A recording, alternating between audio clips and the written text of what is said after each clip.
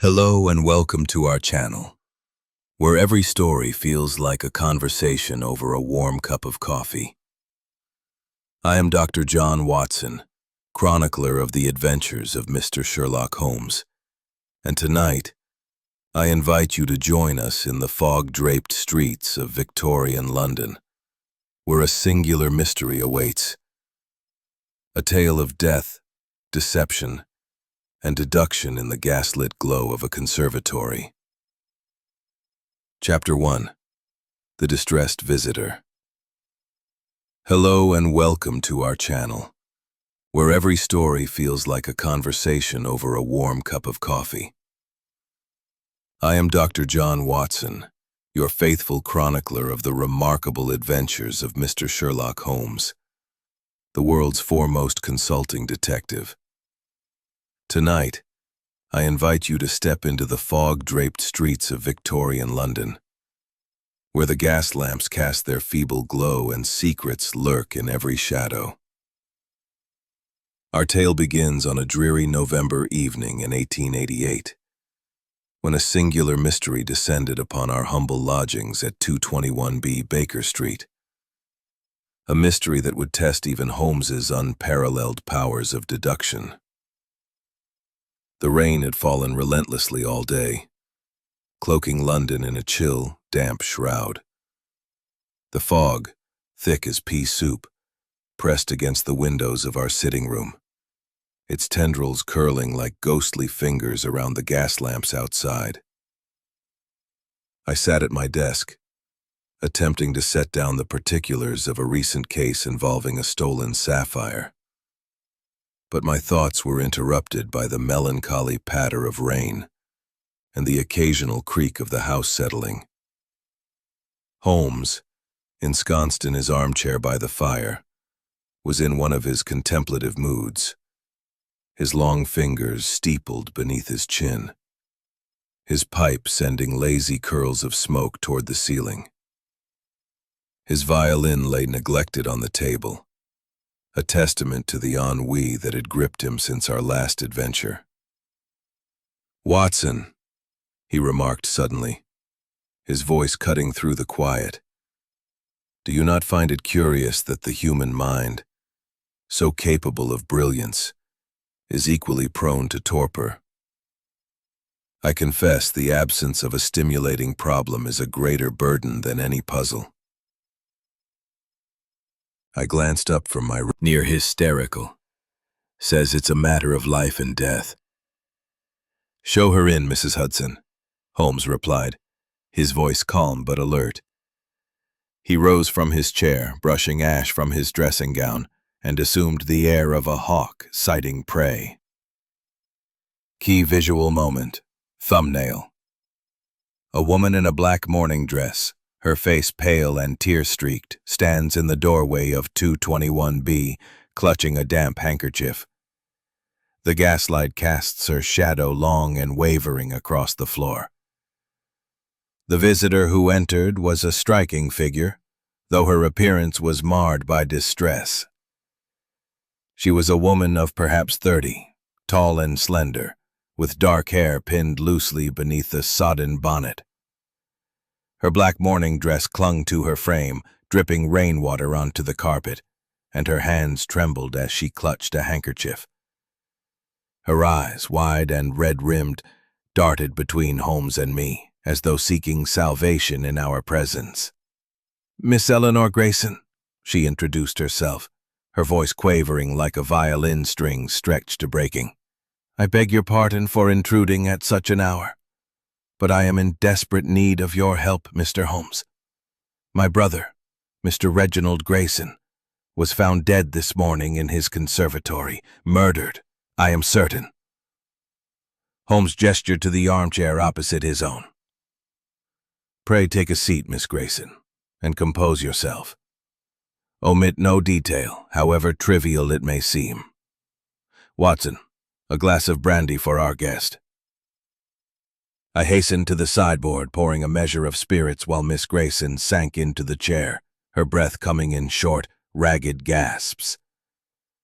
The firelight played across her face, revealing a woman of refined features, though grief had etched deep lines around her mouth. She accepted the brandy with a murmur of thanks, sipping it cautiously before beginning her tale. "My brother Reginald was a botanist of some renown," she said, her voice steadier now. "He lived at Grayson Hall, a fine estate on the outskirts of London, where he maintained a conservatory filled with rare and exotic plants.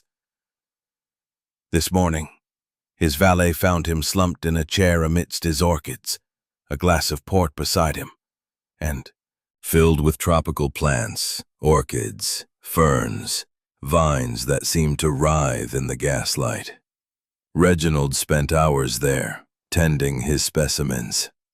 The air is heavy, humid, almost oppressive. The chair where he was found is near a wrought iron table, where he often took his port. The glass was beside him, half full, and the bottle was on the table, unstoppered. Holmes's fingers drummed lightly on the arm of his chair. "And the enemies you mentioned.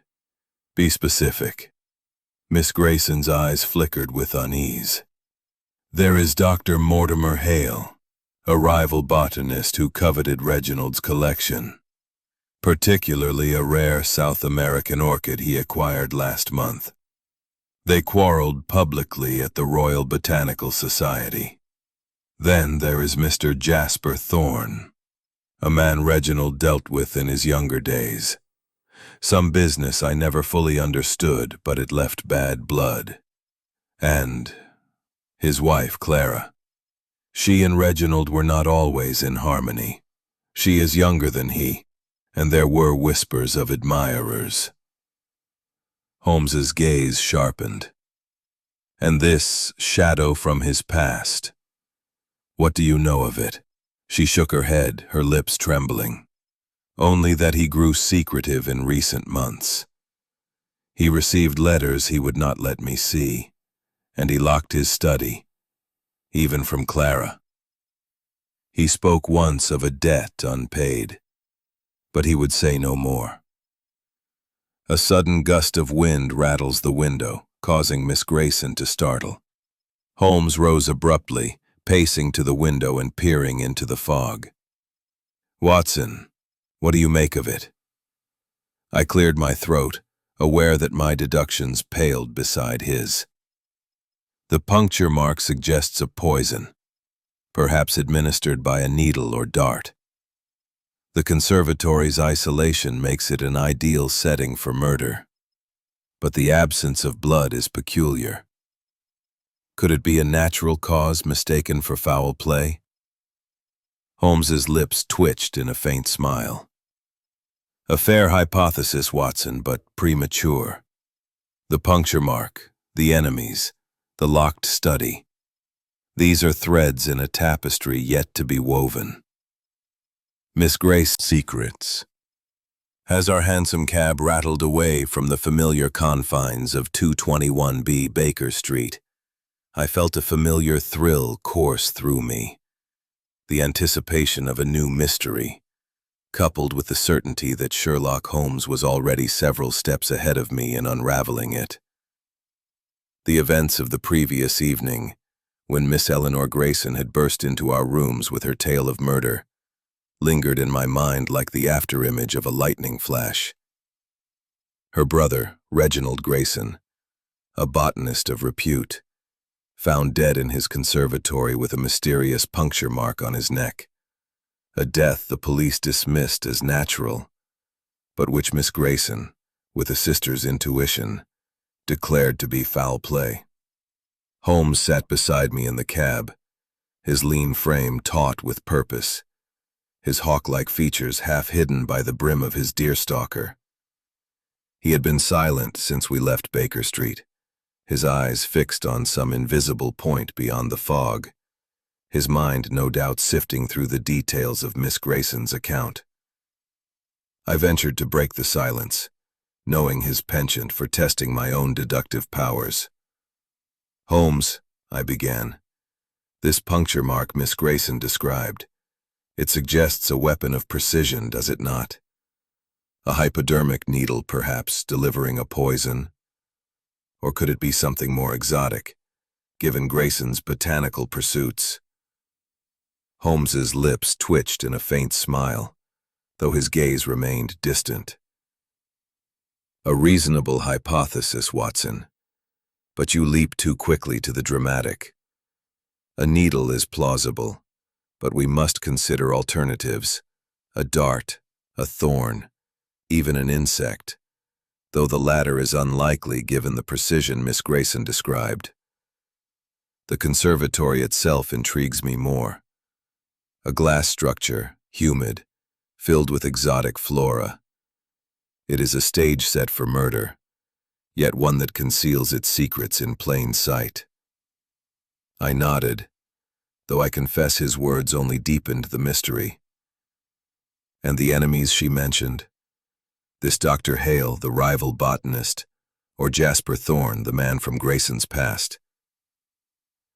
Enemies are like shadows, Watson. They shift with the light. We must see the scene for ourselves before we assign weight. Mind the mud, 'tis a right mess in this weather. We alighted, the cold air biting at my face as I stepped onto the gravel drive. Grayson Hall loomed before us, a grand Georgian edifice of pale stone, its windows half shuttered against the gloom. To the right, a glass structure gleamed faintly through the fog. The conservatory, its iron framework and clouded panes suggesting a crystal palace plucked from some tropical clime and set incongruously in the English countryside. Key visual moment. Holmes, his coat collar turned up against the mist, stands before the conservatory's arched entrance, his silhouette sharp against the diffused glow of gas lamps within. The fog swirls around him, lending an almost spectral quality to the scene. Holmes paused at the conservatory's door, his hand resting lightly on the handle. "Observe, Watson," he said, his voice low. "The door is heavy, iron-framed, yet well-oiled. No creak, no resistance. Whoever entered last night did so with ease, and likely with familiarity." We stepped inside, and I was struck at once by the change in atmosphere. The air was warm and heavy, thick with the scent of damp earth and exotic blooms. The conservatory was a marvel, its glass walls and domed roof enclosing a veritable jungle of orchids, ferns, and climbing vines. Gas lamps, suspended from iron beams, cast a golden glow that danced across the leaves, creating shadows that seemed to shift and writhe. A stone path wound through the foliage, leading to a small clearing where a wrought iron table and chair stood, the scene of Reginald Grayson's death. Sound effects, the soft drip of condensation from the glass roof, the rustle of leaves stirred by an unseen breeze, the faint hum of the gas lamps. Holmes moved with the precision of a bloodhound, his eyes darting from the floor to the ceiling, taking in every detail. The chair where Grayson had been found was askew, its cushion slightly indented. The table beside it held a half-empty glass of port, its ruby contents catching the light, and an unstoppered bottle. The floor, tiled in slate, bore no obvious footprints. But Holmes knelt to examine a patch of soil. What could the bitter almond scent mean? Poison, or something more innocuous? Share your guesses in the comments. Holmes pocketed the shard and a small vial of the disturbed soil, his movements swift and deliberate. He then turned his attention to a vine climbing the iron framework, its leaves broad and glossy. "This is no ordinary plant, Watson. See the thorns, small, sharp, almost invisible unless you look closely. Grayson's collection is more dangerous than it appears." I felt a chill, despite the humid warmth. "You think the puncture mark came from a plant?" "Possible, but unlikely," Holmes replied. "The mark was precise, surgical. A plant would leave a less defined wound. No, I suspect a human hand, guided by intent."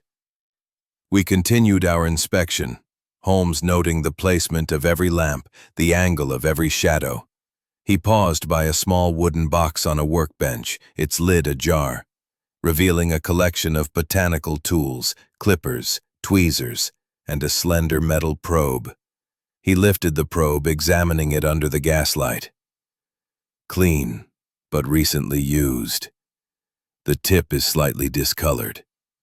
We shall have it analyzed. As we prepared to leave the conservatory, Holmes's gaze fell on a scrap of paper caught in the roots of a fern.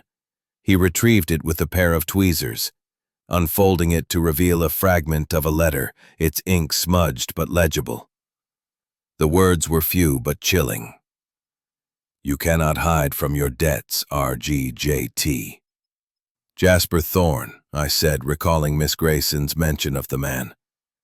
"Could he be our culprit?" Holmes folded the paper carefully, slipping it into his notebook. "A name is not a solution, Watson.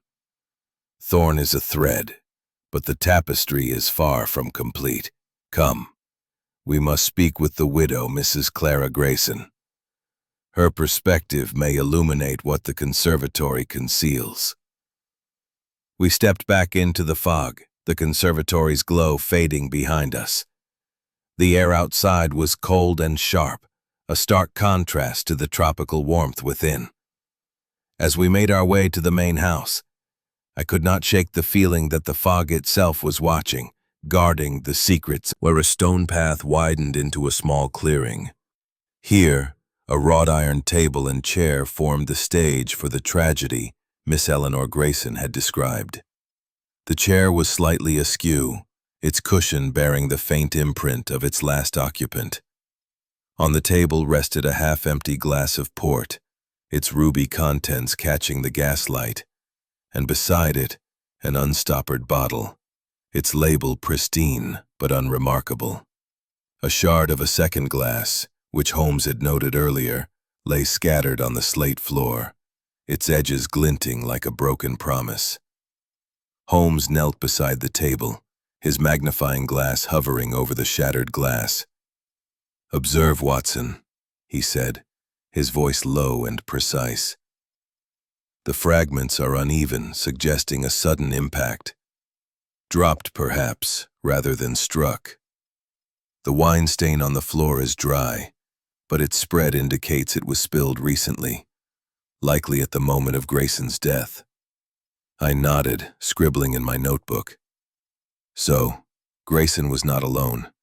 Someone shared a drink with him, and the glass broke in the chaos of the moment. "Chaos or calculation," Holmes replied, his eyes narrowing. He rose, moving to the bottle of port and sniffing it cautiously. "The wine itself is untainted, but there is a faint odor here. Bitter almonds, unmistakable. Not in the glass or bottle, but in the air, clinging to the scene. Engagement prompt. What could the bitter almond scent mean? A poison, or something else entirely? Drop your guesses in the comments below." I frowned, my medical training stirring. "Bitter almonds suggest cyanide, Holmes. Could that be the cause of the puncture mark Miss Grayson described?" Holmes's lips twitched in a half-smile. "A commendable thought, Watson, but cyanide is typically ingested or inhaled, not injected. The puncture mark, small and precise, points to a different agent, perhaps a paralytic or narcotic. We must test the soil and the probe I collected earlier." He gestured to the small vial of soil and the metal probe he had pocketed during our initial survey, now carefully stored in his satchel. "Key visual collection is as perilous as it is beautiful. See these thorns, small, almost invisible, yet capable of delivering a potent sap. But the puncture mark on Grayson's neck was too clean for a plant's doing." I leaned closer, wary of the thorns. "You suspect a weapon, then? A dart, perhaps, or a needle?" "Precisely," Holmes said, his eyes gleaming. The mark was surgical in its precision, suggesting a tool designed for such a purpose. Yet the absence of blood is curious. A needle would leave a trace, however small. He moved to a patch of soil near the base of the orchid, where he had earlier noted disturbance. Kneeling, he sifted the earth with a small trowel, his magnifying glass trained on the grains. The soil is compacted here, as if pressed by weight, yet there are no footprints. Someone took great care to obscure their presence, or they employed a method we have yet to discern. I shook my head, marveling at the complexity of the scene. How could someone move through this space without leaving a trace? The floor is solid slate and the soil is confined to these beds. Holmes stood, brushing dirt from his hands. That, Watson, is the heart of the puzzle. Consider the conservatory structure. Glass walls, iron supports, a sealed environment. The murderer entered and exited without detection, yet left behind a shattered glass and a disturbed patch of soil. We are dealing with a mind both cunning and meticulous. Sound effects. A sudden creak from the iron framework overhead, causing Watson to glance up nervously. My attention was drawn to the gas lamps, their soft hiss a constant undercurrent to the conservatory's ambiance. Could the lamps play a role, Holmes? Perhaps the bitter almond scent comes from their fuel. Holmes shook his head. A possibility, but unlikely.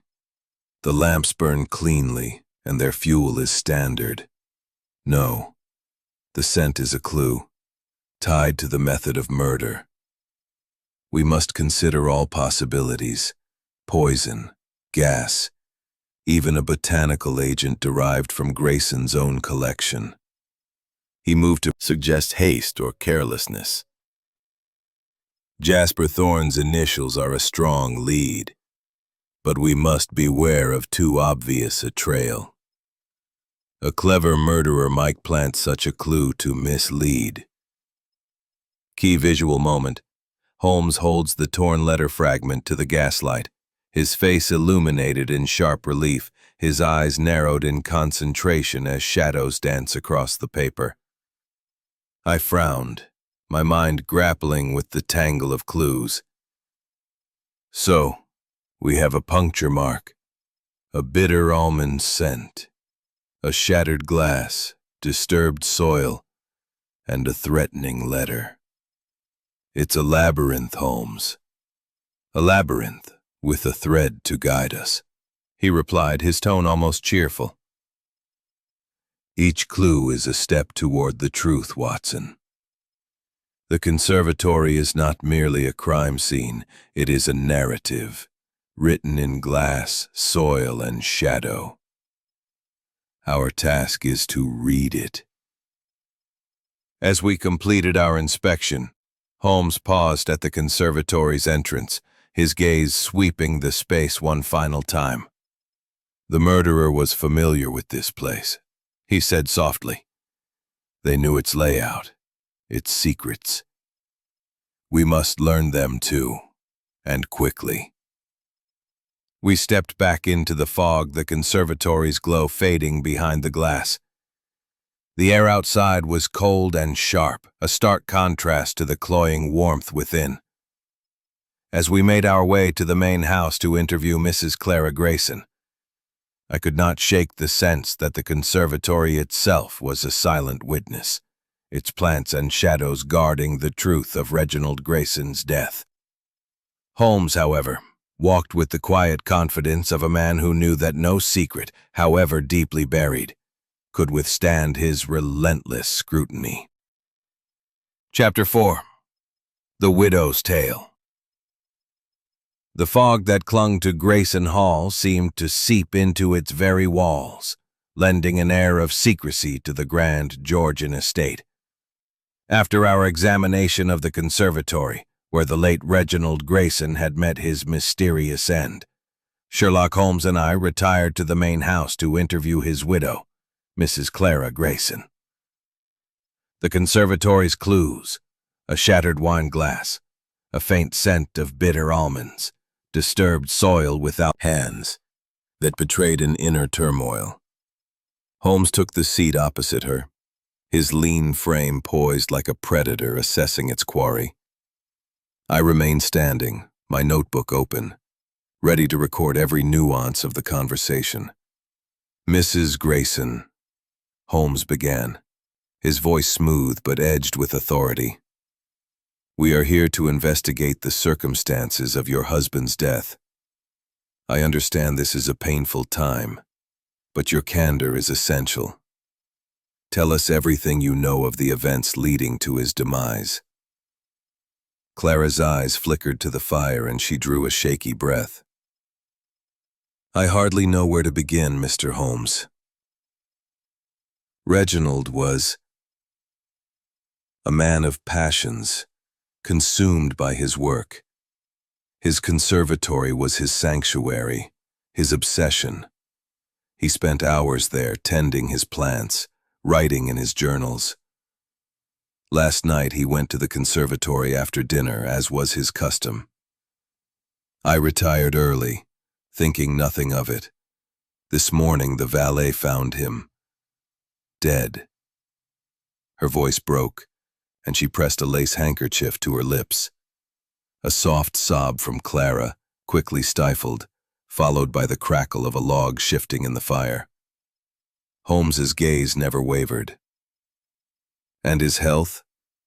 Miss Grayson mentioned he was robust, yet the police attribute his death to a heart attack. Clara nodded, her fingers tightening around the handkerchief.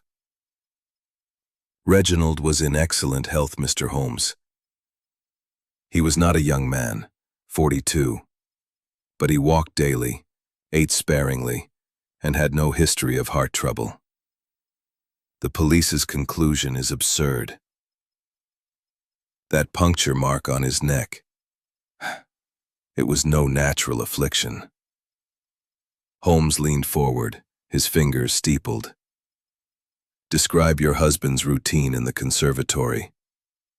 Was he alone last night, to your knowledge?" "He was alone when I last saw him," she replied, her voice steadying. "He often worked late, cataloging his specimens or experimenting with extracts. His latest acquisition, a South American orchid, the Dendrobium venenosum, fascinated him. He believed it held medicinal properties, though he was secretive. Their rivalry was professional, but bitter. As for Jasper Thorne..." She paused, her gaze dropping to her hands. "I know little of him. Reginald mentioned him only once, years ago, as a business associate from his youth. There was some falling out. A debt, I believe. Reginald refused to speak of it." Key visual moment. Holmes subtly shifts his gaze to a locked mahogany desk in the corner of the room, its polished surface reflecting the firelight. Clara's back is turned, unaware of his scrutiny. Holmes's eyes flicked to the desk, and I followed his glance, noting its heavy padlock. "Your husband was secretive," he said, his tone neutral. "Did he receive correspondence that troubled him? Letters, perhaps, that he kept hidden?" Clara's hands trembled slightly and she smoothed her dress to conceal it. "He received many letters, Mr. Holmes, most concerning his botanical work. I saw nothing unusual, but he did grow more guarded in recent weeks. He burned several letters in the fire, saying they were of no consequence." Holmes's fingers drummed lightly on the arm of his chair. "And your marriage, Mrs. Grayson? Forgive the impertinence, but Miss Grayson suggested there were tensions." A flush rose to Clara's cheeks and her eyes flashed with indignation.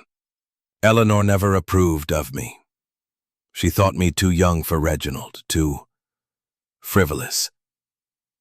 Our marriage was not without its challenges, but I loved my husband. His work consumed him, and I confess I sometimes felt neglected, but I would never harm him, Mr. Holmes." Engagement prompt. Do you trust Clara's account, or is she hiding something? What secrets might lie in that locked desk? Share your thoughts in the comments. Holmes rose, his movements fluid and deliberate. Thank you, Mrs. Grayson. Your cooperation is appreciated. May we inspect your husband's study? Clara hesitated, her fingers tightening around her handkerchief. The study is locked and the key is missing. Reginald kept it on his person, and the police have not returned it. Holmes's lips curved in a faint, enigmatic smile. A minor obstacle. We shall return, Mrs. Gray. Trail of Jasper Thorne. The letter fragment, the bitter almond scent, the puncture mark, all point to a deeper conspiracy.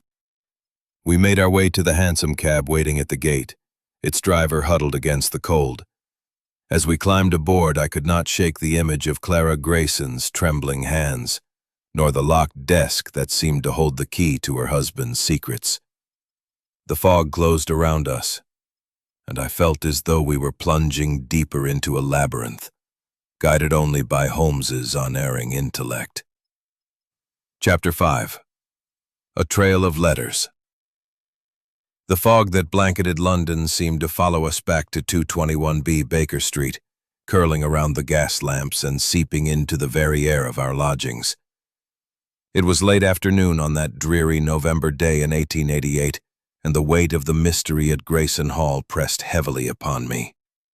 The conservatory's clues, a shattered wine glass, the bitter almond scent, disturbed soil without footprints, and the cryptic letter fragment signed J.T.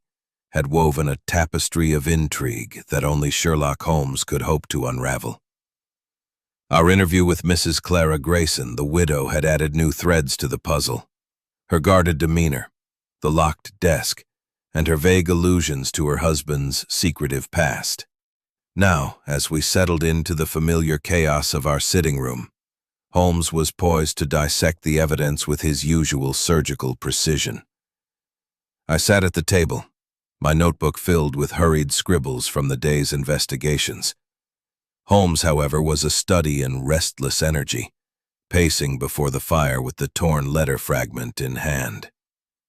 The scrap of paper, retrieved from the conservatory's fern roots, bore the ominous words, "You cannot hide from your debts, R.G.J.T."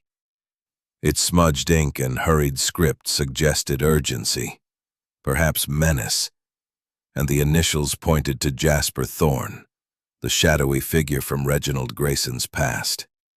Holmes paused, holding the fragment to the candlelight, his magnifying glass tracing the contours of the handwriting.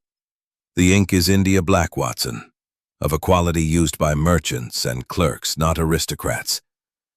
The smudge suggests it was folded hastily, perhaps dropped in the act of concealing recent correspondence. Key visual moment.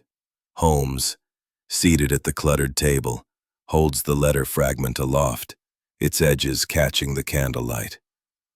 His face is a mask of concentration, the fire casting sharp shadows across his angular features. The papers were a mix of botanical notes, invoices, and personal letters, most mundane but meticulously organized, as befitted a man of Reginald Grayson's scholarly disposition. Holmes sifted through them with the speed of a card sharp, his fingers deftly separating the trivial from the significant. I watched, marveling at his ability to find meaning in what seemed to me a sea of irrelevance. "Here, Watson," he said at last, extracting a small ledger bound in green leather. "This is no mere record of household expenses. Look at these entries. Payments to a S. Cobb in Spitalfields, listed as botanical supplies. The sums are substantial, far beyond the cost of seeds or fertilizer." I peered over his shoulder, noting the neat columns of figures. An apothecary, perhaps? Grayson was experimenting with plant extracts, according to his widow. Could this Cobb be supplying rare chemicals? Holmes nodded, his expression thoughtful. A plausible theory. Spitalfields is a den of dubious commerce, perfect for acquiring substances not found in respectable pharmacies. We must visit this cob at once. But first, another discovery. He held up a second letter, its envelope torn but bearing a postmark from 3 days prior. The handwriting matched the fragment from the conservatory, and the contents were equally cryptic. R.G. Your silence will not protect you. The orchid is mine by right. Meet me at the usual place, or the consequences will be dire. J.T. I felt a chill, despite the fire's warmth. The orchid again, I said. Mrs. Grayson mentioned it. The Dendrobium venenosum. Could Thorne have been after it? Perhaps for its medicinal properties? Holmes's lips curved in a faint smile. You are improving, Watson. The orchid is indeed central element. These letters suggest a confrontation, possibly a betrayal. Grayson's debts, whatever their nature, were his undoing. Holmes returned to the ledger, flipping to a page marked with a red ribbon. Here, Watson, another clue. A series of payments to J.T., dated years ago, long before the recent entries for Cobb. The amounts are irregular, suggesting not a loan, but a shared venture, perhaps illicit. Thorne and Grayson were partners once, and something soured their bond. I leaned back, my mind racing. So, Thorne had a motive, revenge, or perhaps a claim to the orchid. But how does the conservatory fit in? The disturbed soil, the shattered glass. Do they point to a struggle? Holmes's eyes narrowed and he resumed pacing, his dressing gown swirling about him. The conservatory is the key, Watson. It is not merely a setting, but a participant in the crime. The soil, disturbed yet footprint-free, suggests a deliberate act of concealment. The shattered glass implies a second person, perhaps startled or fleeing. And the puncture mark, small, precise, bloodless, points to a weapon both subtle and deadly. We are dealing with a murderer who knows the conservatory's secrets as well as Grayson did. Engagement prompt. Who is Jasper Thorne? A creditor, a rival, or something more sinister? What do you think his debts with Grayson entail? Let us know your thoughts in the comments. Holmes stopped abruptly, his gaze fixed on the fire. Watson, consider the sequence. Grayson receives a threatening letter from Thorne, arranging a meeting. They share a drink, hence the 2 glasses, one shattered. A confrontation ensues and Grayson is killed, not by violence but by a silent, precise method. The murderer leaves no footprints, yet disturbs the soil. Why? I shook my head, overwhelmed by the complexity. To hide evidence, perhaps. A dropped weapon or a vial of poison? Possibly, Holmes said. But the absence of footprints is telling. The murderer moved with care, perhaps using the stone path exclusively. Whether he was the murderer or a convenient scapegoat remained unclear. Holmes's mind, I knew, was already weaving the threads together. But for me, the puzzle was a labyrinth, its paths obscured by fog and shadow. Key visual moment. Holmes stands by the fire, his silhouette sharp against the flames, as he flips through his index of criminal records, the torn letter fragment resting ominously on the table. As the clock struck the hour, I felt a surge of anticipation. Tomorrow, we would venture into the grimy heart of Spitalfields, seeking answers from an apothecary who might hold the key to Grayson's death. The fog outside seemed to thicken, as if conspiring to conceal the truth. But I had no doubt that Sherlock Holmes would pierce its veil, as he always did, with the relentless light of his intellect. Chapter 6. The Shady Apothecary. The fog that cloaked London had not relented as Sherlock Holmes and I ventured into the labyrinthine alleys of Spitalfields on that chill November morning in 1888. The revelations of the previous evening, cryptic letters, a ledger of suspicious payments, and the tantalizing clue of a bitter almond scent, had propelled us toward a new lead. An apothecary named S. Cobb, whose name appeared in Reginald Grayson's records as a supplier of botanical extracts. The conservatory's mysteries, the puncture mark on Grayson's neck, the shattered wineglass, the disturbed soil without footprints, remained unresolved. But Holmes was convinced that this shadowy figure in Spitalfields held a piece of the puzzle.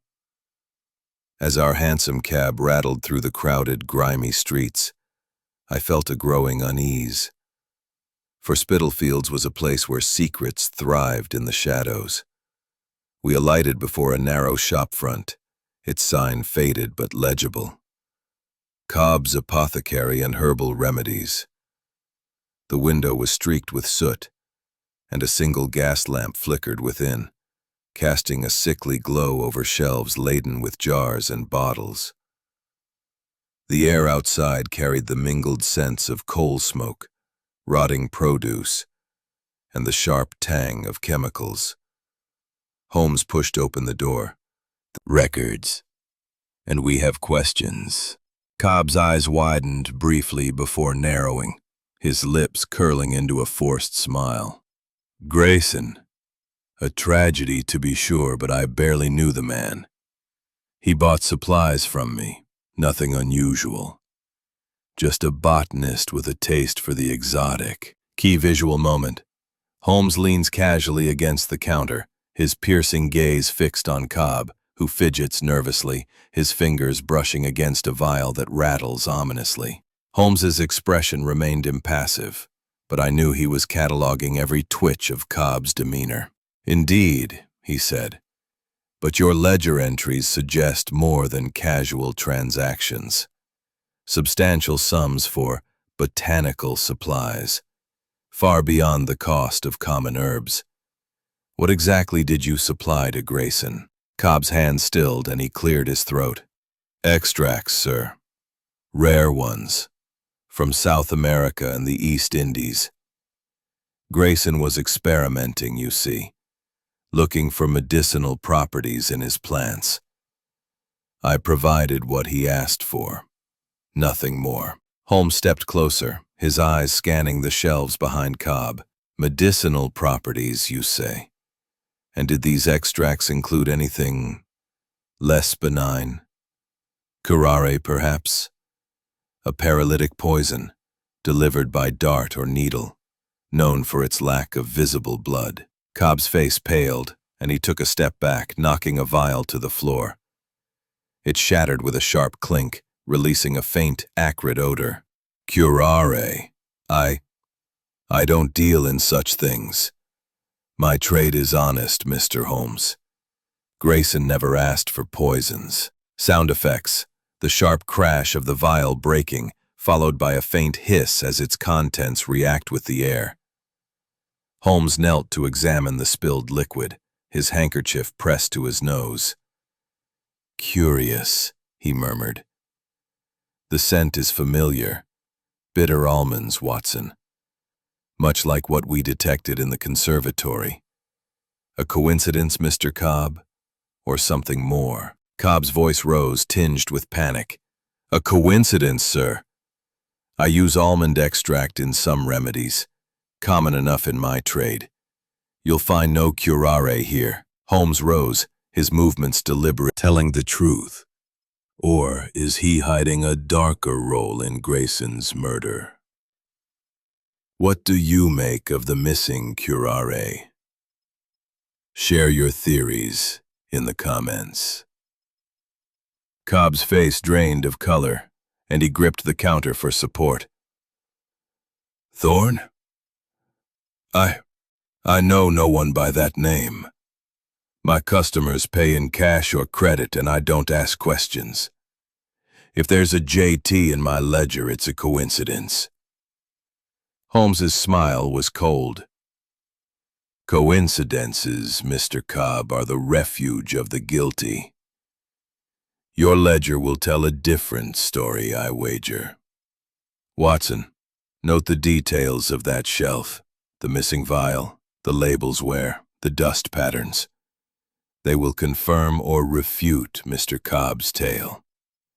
I scribbled furiously, noting the faint outline where the curare vial had stood, the dust disturbed as if recently removed. Cobb watched me, his eyes darting between us, and I sensed his growing desperation. "You've no right to accuse me," he protested. "I'm a respectable tradesman, supplying scholars like Grayson. If he got himself killed, it's no fault of mine." Holmes turned away, his attention drawn to a small ledger on the counter, half hidden beneath a pile of invoices. With a swift motion, he flipped it open, ignoring Cobb's sputtered objections. His fingers traced the entries, pausing at a series of transactions dated weeks before Grayson's death. "Payments from JT for special extracts," he read aloud. "The amounts match those in Grayson's ledger, Watson. And here, a delivery to Grayson Hall 3 days before the murder. What was in that delivery, Mr. Cobb?" Cobb's voice cracked. "Nothing dangerous. Just plant oil, sir, for Grayson's experiments. I swear it." Holmes closed the ledger with a snap. "We shall see. This ledger will accompany us to Baker Street, where I shall examine it further. In the meantime, Mr. Cobb, I advise you to remain in London. The police may have questions."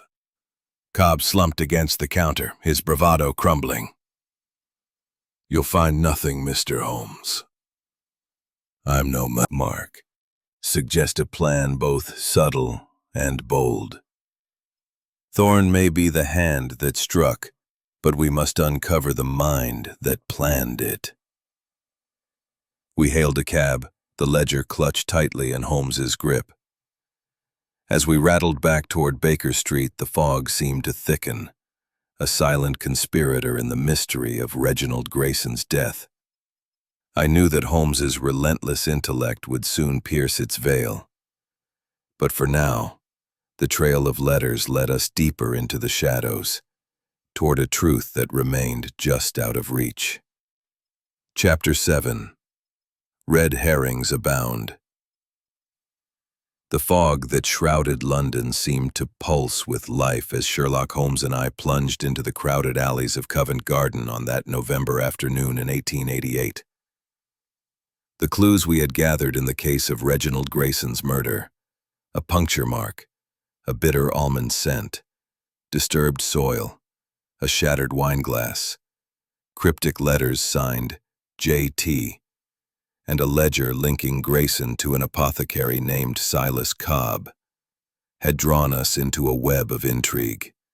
Our visit to Cobb's shop in Spitalfields had confirmed the presence of curare, a paralytic poison, and payments from a mysterious J.T., presumably Jasper Thorne. Yet Holmes suspected the trail was too clear, the clues too conveniently placed.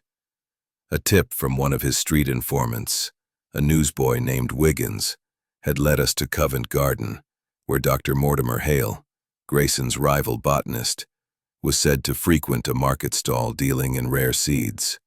The market was a riot of sights and sounds, its stalls piled high with apples, roses, and cheap jewelry, all hawked by vendors whose voices rose in a cacophony of persuasion.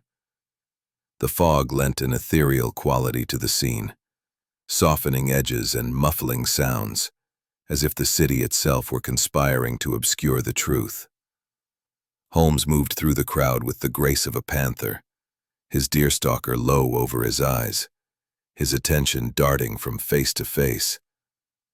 I followed, my medical bag slung over my shoulder, my senses alert to the press of bodies and the ever-present threat of pickpockets.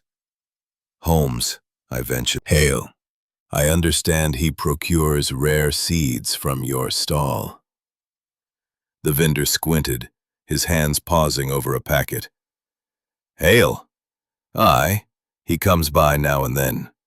Botanist. Fancies himself a scholar. What's it to you? Holmes's smile was thin. A matter of mutual interest. Is he here today? The vendor jerked his thumb toward the youth. Ask young Peter.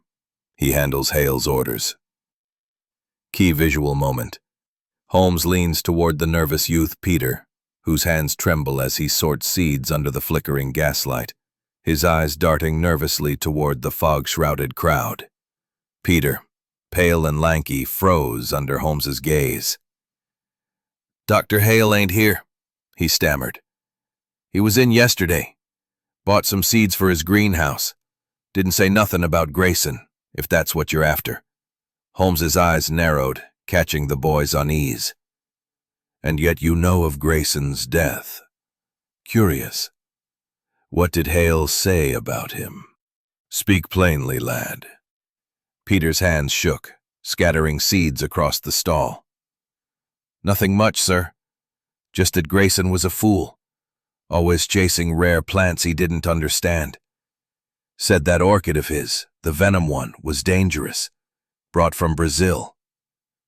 Hale wanted it, but Grayson wouldn't sell.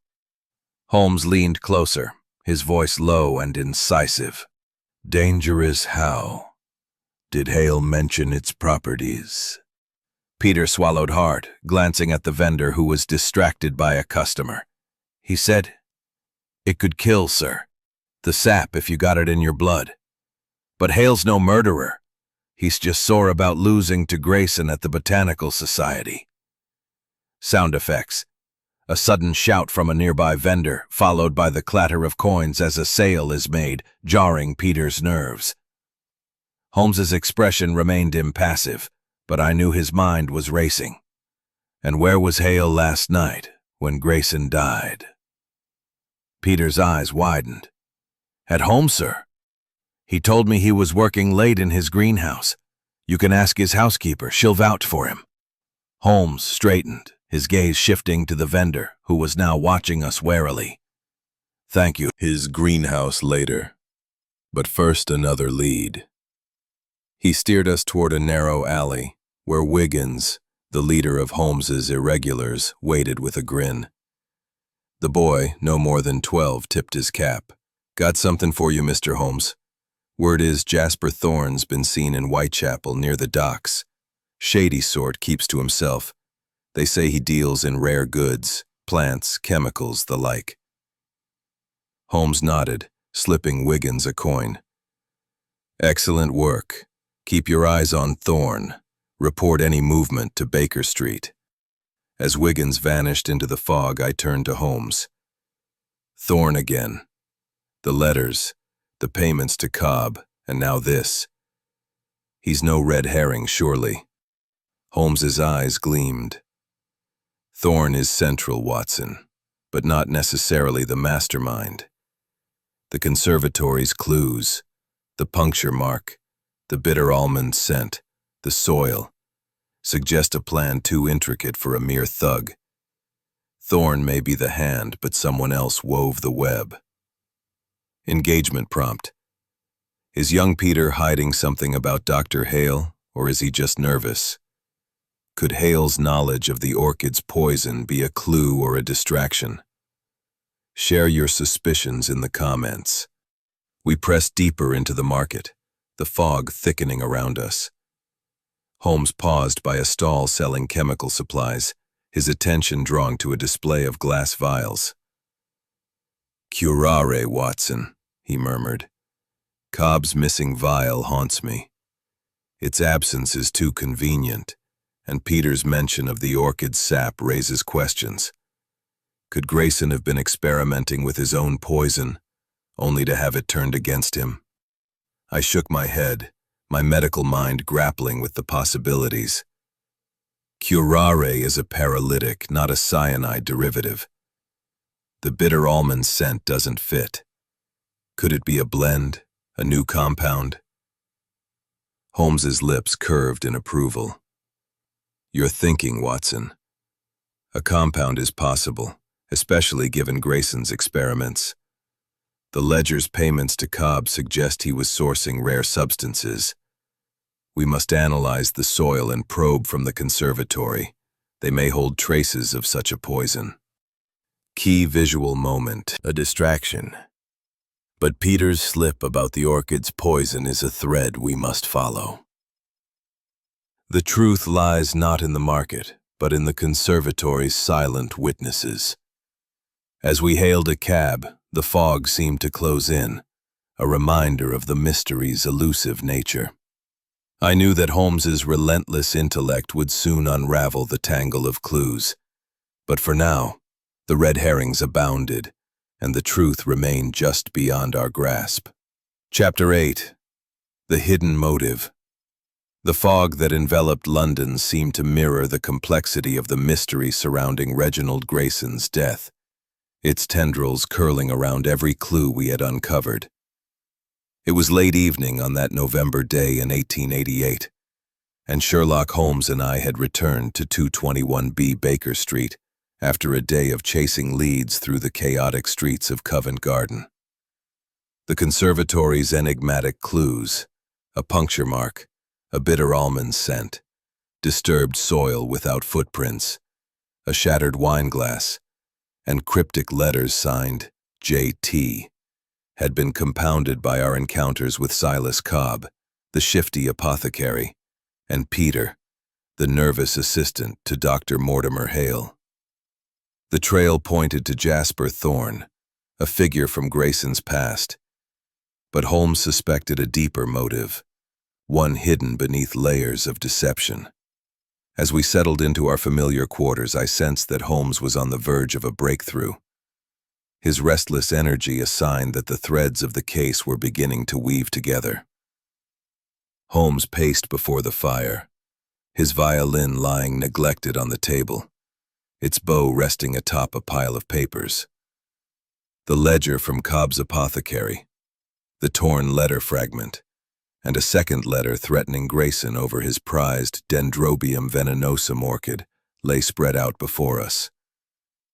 The chemist's report on the soil and probe from the conservatory had arrived earlier, and Holmes had studied it with ferocious intensity, his eyes gleaming with the thrill of discovery.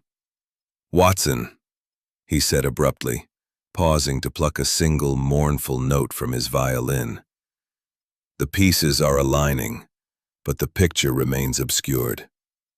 The chemist confirms traces of curare in the soil sample, diluted but unmistakable, to a deeper purpose." Key visual moment.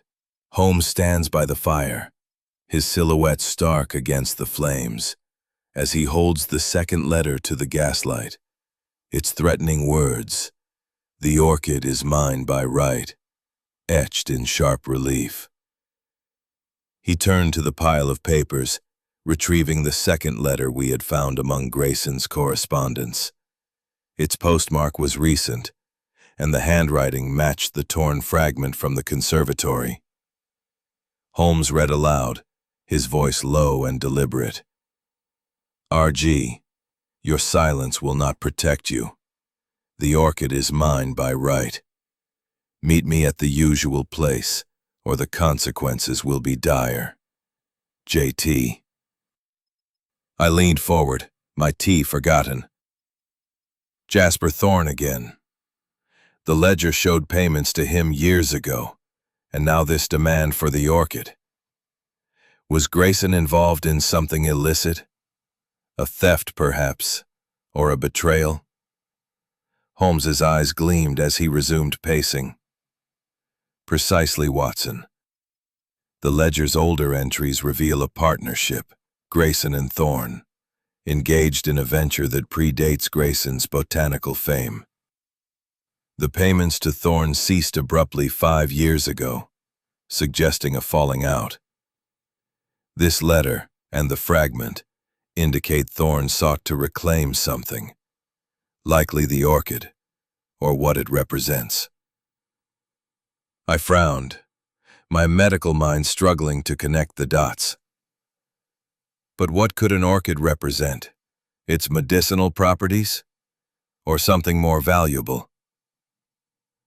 Holmes stopped, his fingers steepled beneath his chin. Consider Grayson's past, Watson. A botanist, yes, but also a man with debts, as the letters suggest. The Dendrobium venenosum is rare, but its value lies not in medicine alone. I have cross-referenced my files on botanical smuggling, a lucrative trade in the colonies. Orchids, particularly those with unique properties, fetch fortunes on the black market. Grayson and Thorne were likely partners in such a scheme, procuring rare plants from South America. Grayson betrayed Thorne, keeping the orchid and its profits for himself. I felt a chill lies in Grayson's past, and this second letter holds the key. He sat, his fingers tracing the letter's words. The phrase, "mine by right," implies ownership, not mere greed. Thorne believed the orchid belonged to him, perhaps because he funded its acquisition or risked more in their smuggling venture. Grayson's refusal to yield it, or to pay his debts, sealed his fate. I scribbled in my notebook, my mind racing. Then the conservatory was the usual place for their meeting. Thorne confronted Grayson, they shared a drink, hence the 2 glasses, and then, what, a dart, a needle? Holmes's eyes narrowed. A dart, I suspect. Curare is a South American poison, often delivered by blowpipe. It explains the puncture mark's precision and the lack of blood. The shattered glass suggests a sudden movement. Grayson, perhaps, collapsing as the poison took effect. The disturbed soil may conceal a dropped dart or vial, carefully hidden by the killer. Engagement prompt. What do you think Grayson's debts to Thorne were? Was it just about the orchid or something deeper? Share your theories in the comments. I leaned back, overwhelmed by the complexity. But the soil, Holmes. No footprints. How could the killer move so carefully? Holmes plucked a string on his violin, the note sharp and fleeting. The stone path, Watson. The killer stayed on it, avoiding the soil entirely, except where they needed to conceal evidence. The conservatory's layout, its paths, its plants, offered cover. Our murderer is someone who knew Grayson's habits intimately, perhaps even his experiments. A thought struck me. Mrs. Grayson? She mentioned the orchid's properties, and she had access to the conservatory. Could she be involved? Holmes's smile was enigmatic. Clara Grayson is a possibility, but her grief, while guarded, seems genuine. Her hesitation of Holmes's insistence on a deeper conspiracy kept me guessing.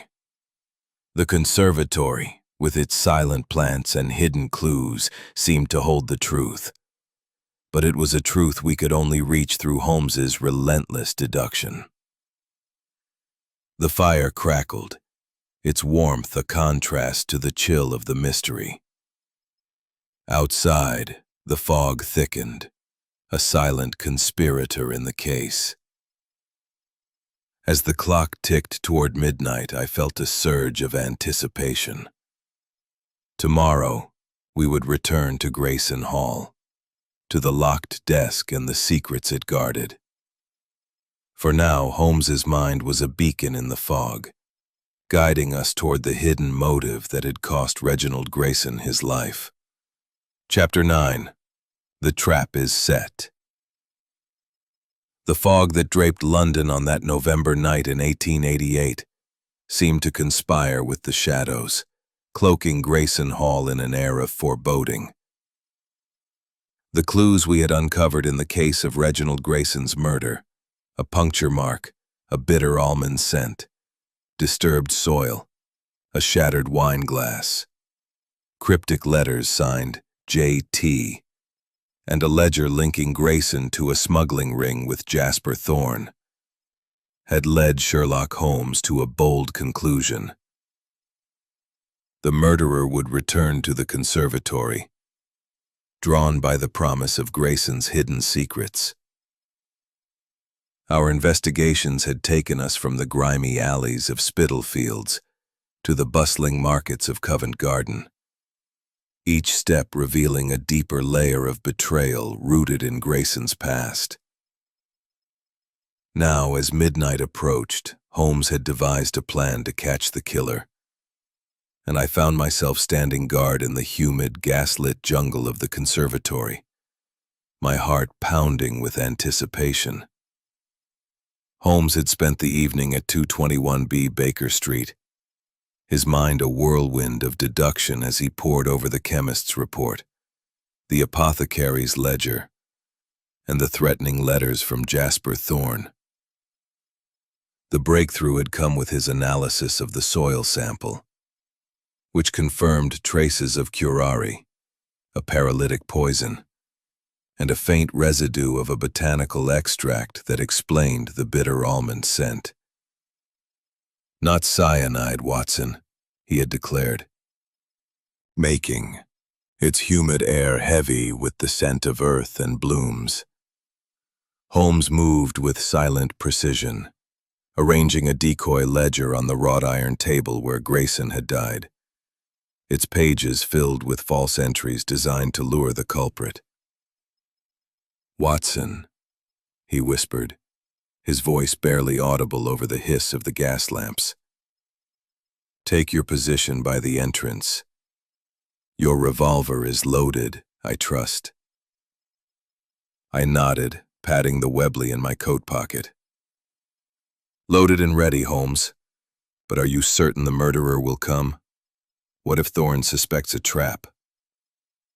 Holmes's eyes gleamed in the dim light. "Thorne, or whoever pulls his strings, cannot resist the ledger.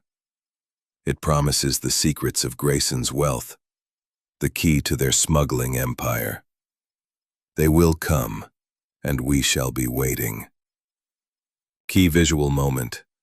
Holmes crouches near the orchid bed, his silhouette sharp against the gaslight, as he places the decoy ledger on the table, its leather cover glinting ominously. I took my place near the conservatory's iron-framed door, my senses heightened by the stillness. The gas lamps cast a golden glow, their light refracting through the glass walls, creating a kaleidoscope of shadows that seemed to shift with every rustle of leaves. The stone path, winding through the jungle of ferns and orchids, was the only clear route through the conservatory, and Holmes had ensured our trap was set along it. The decoy ledger lay open, its pages fluttering faintly in the humid air, a siren's call to the guilty. Minutes stretched into an eternity. The only sounds the drip of condensation and the faint creak of the iron framework. My grip tightened on my revolver, the weight of it reassuring yet cold. Holmes remained crouched near the table, his eyes scanning the shadows, his body taut like a coiled spring. I marveled at his calm, his absolute certainty that the trap would work. Yet, doubt gnawed at me. What if the killer was wiser than we thought? Or worse, already among us? Sound effects. A sudden crunch of gravel outside, sharp and deliberate floor, and I rushed forward, revolver drawn as the figure struggled in Holmes's grip. The hat fell away, revealing a gaunt, weathered face. Jasper Thorne, his eyes wild with desperation. "You've no proof, Holmes," he snarled, his voice hoarse. "The ledger proves nothing." Holmes's grip tightened, his expression cold. "Your blowpipe betrays you, Thorne. Curare, delivered with precision, killed Reginald Grayson. The ledger, the letters, your payments to Cobb, all point to you. But I suspect you are not the mastermind. Who sent you?" Thorne's eyes darted toward the door as if expecting rescue. "No one. Grayson owed me everything. That orchid was mine, bought with my money, my risks. He betrayed me, kept it for himself." Key visual moment, thumbnail. Holmes grapples with Thorne in the conservatory, the blowpipe glinting on the floor as gaslight casts their struggling shadows across the glass walls. I kept my revolver trained on Thorne, my pulse racing. "Confess, man," I said. "Did you act alone, or was there another?" Thorne's defiance faltered, his shoulders slumping. I acted alone. Grayson's greed drove me to it. He thought he could hide behind his plants, his wealth. I used the curare, bought from Cobb, to settle the score. Holmes's eyes narrowed, unconvinced. "And the soil, disturbed without footprints, the shattered glass. Your plan was meticulous, Thorne, but not flawless. Someone guided you, someone who knew Grayson's habits intimately. Speak, or the gallows will loosen your tongue." Thorne's face twisted, fear replacing his bravado. "I swear it was me alone. I used the path, scattered soil to cover the dart. The glass broke when Grayson fell. There's no one else." Holmes released him, stepping back but keeping the blowpipe in hand. "We shall see. Watson, bind his hands. Inspector Lestrade will want a word with Mr. Thorne." I produced a length of cord from... I knew Holmes's mind was already racing toward the next step, determined to uncover the hidden hand that had orchestrated this deadly affair. Chapter 10. The final deduction. The fog that had shrouded London throughout our investigation seemed to retreat, if only slightly, as Sherlock Holmes and I returned to 221B Baker Street on that November evening in 1888. The capture of Jasper Thorne in the conservatory at Grayson Hall had marked a turning point in the case of Reginald Grayson's murder, yet Holmes's unease had hinted at a deeper truth still hidden. The clues, the puncture mark, the bitter almond scent, the disturbed soil, the shattered wine glass, the cryptic letters signed J.T., and the ledger linking Grayson to a smuggling ring had led us through a labyrinth of deception. Now, with Thorne in custody and the locked desk at Grayson Hall finally opened, Holmes was ready to unveil the full tapestry of the crime. Miss Eleanor Grayson and Inspector Lestrade had joined us, their faces a mix of anticipation and skepticism as Holmes prepared to deliver his final deduction. I sat by the fire, my notebook open, the weight of the case pressing upon me. Miss Grayson, pale but composed, clutched a handkerchief, her eyes fixed on Holmes. Lestrade, ever the skeptic, leaned back in his chair, his arms crossed, a faint smirk playing on his lips. Holmes stood by the mantel, his lean frame silhouetted against the flames, his voice calm but commanding as he began. "Ladies and gentlemen," he said, "the murder of Reginald Grayson was no mere act of vengeance, but a carefully orchestrated crime, woven from threads of greed, betrayal, and botanical obsession. Let us unravel it step by step. Key visual moment. Holmes, standing by the fire, gestures to the table, where the ledger, letters, and a small vial of soil are arranged like pieces of a chessboard, his eyes gleaming with the certainty of truth.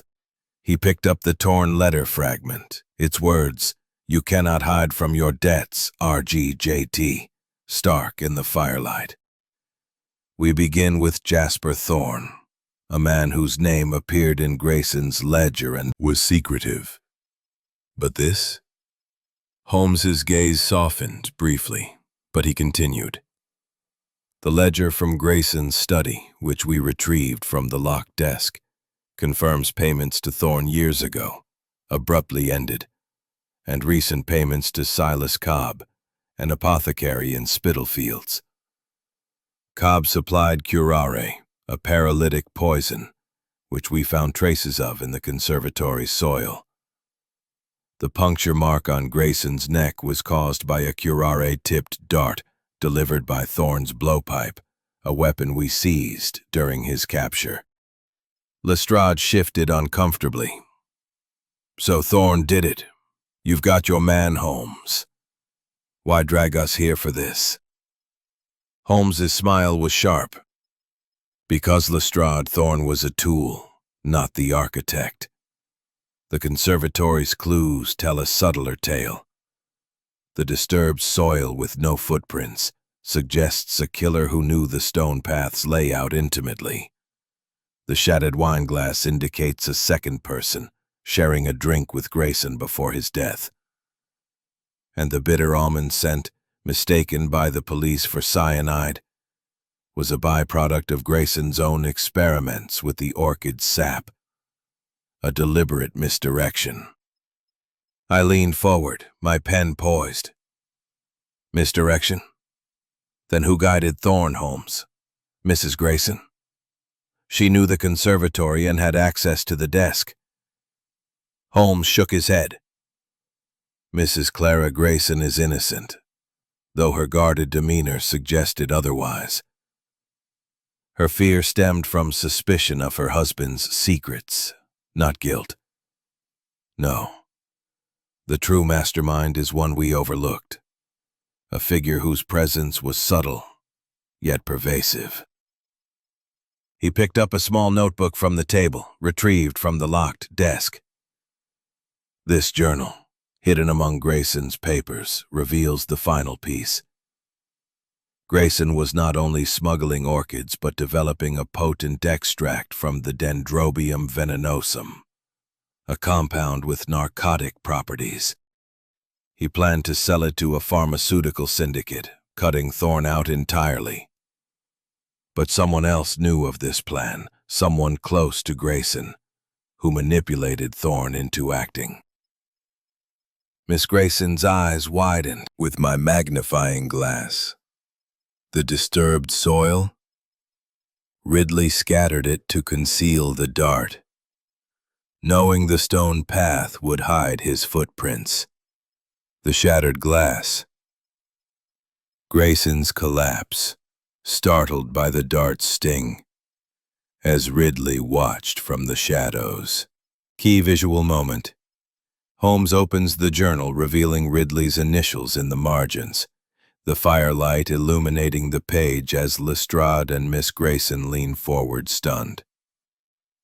Miss Grayson's voice trembled. Thomas? He was devoted to Reginald. Why would he betray him? Greed, Miss Grayson, Holmes replied. Ridley saw the orchid's potential wealth and used Thorne's vendetta to eliminate Grayson.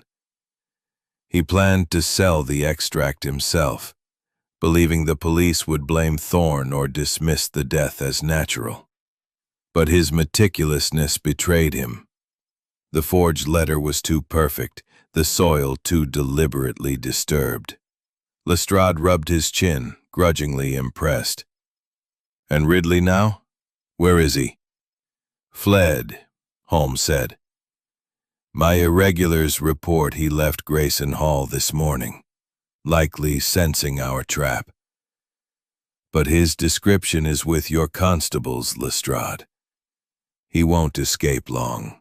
Miss Grayson wept softly, her relief mingled with sorrow. Thank you, Mr. Holmes.